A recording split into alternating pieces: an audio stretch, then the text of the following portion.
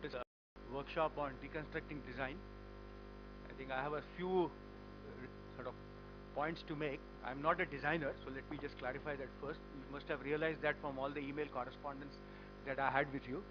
The language was certainly not that of a designer, but more of an engineer. Okay. I suspect no designer will insist on 8 minutes and 2 minutes here and planning that way. So I think just putting up the slides. The slides are up. Okay. I just have some basic thoughts that I'll go through. Okay. First of all, as I said, I'd really like to thank everybody for taking their time out and coming for this workshop. Uh, one of the unusual things which I believe, and perhaps you're of course most welcome to disagree with me, is that we have a fairly heterogeneous group out here. By and large, design is discussed among engineers or creative designers or architects. I think we've tried to really create a very heterogeneous group, and the fundamental belief is that the heterogeneity of thought is important to evolve maybe a new design pedagogy. Okay. We are perhaps being presumptuous in some manner, so I apologize for that. Maybe ambitious. You know, I hope you agree with that part. Okay. Also, I believe that it's important to learn from different perspectives. The designers, the creative designers, for want of a better phrase, I'll refer to them as creative designers and engineers as simply engineering designers. They need to talk to each other. I was in IIT Bombay. We have IDC out there. Okay, one of the big design centers in the country. But the interaction between engineers and IDC, was not that strong as one would have liked to be. It was more based on individual interactions and individual interest in corresponding disciplines. Okay. But we are hoping that that interaction will be much more. One of my colleagues, I think he used this phrase that design tackles wicked problems. Okay, I agree. Then perhaps we will have to accept a wicked pedagogy for design also. Okay, as it goes along, at least in the near term. Some motivation, many people have been asking me, why are we doing this? Okay, these are personal thoughts. Others can add to this motivating factor.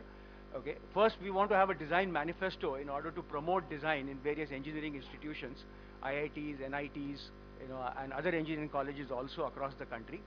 Okay, exposure to creative design. That is one of the things. If you look at an engineering curriculum, they do a lot of engineering design involving analysis, data analysis, but we never really expose our students to creative design. We have humanities programs, so they have exposure to maybe a bit of psychology, economics, sociology, even literature, poetry, but creative design, almost nil. Maybe some IITs or some institutions might be having a bit here and there, but nothing in the big sense. So how can we bring these creative aspects into the whole thing? Another motivation is starting design schools. Okay, that is, we are hoping that every IIT, NIT will have either a design school or a design department, something similar to what maybe IIT Bombay has it or IIT Guwahati has it. Okay, so you will have to really proliferate that particular aspect. And the third component, as you see out there, is even if someone is not pursuing a degree in design, okay, he or she could be taking at least 1 or 2 courses in the overall 4-year undergraduate engineering program dealing with creative aspects. These I didn't I couldn't even give a proper title for this. Okay. Within IIT system, engineering design has a very, very strong component. So we have gone a little soft on this. So my engineering colleagues, and I ask for their apology, so don't feel bad about it. Most of the presentations, barring a few, deal with creative design aspects of it. Primarily because we do engineering design is almost like bread and butter things for most of us in IIT. On a lighter vein, there have been a lot of emails, why 8 minutes? Maybe there is some cosmic reality which gives this special relevance to the number 8. I have not done that study. Maybe I will do it after the workshop.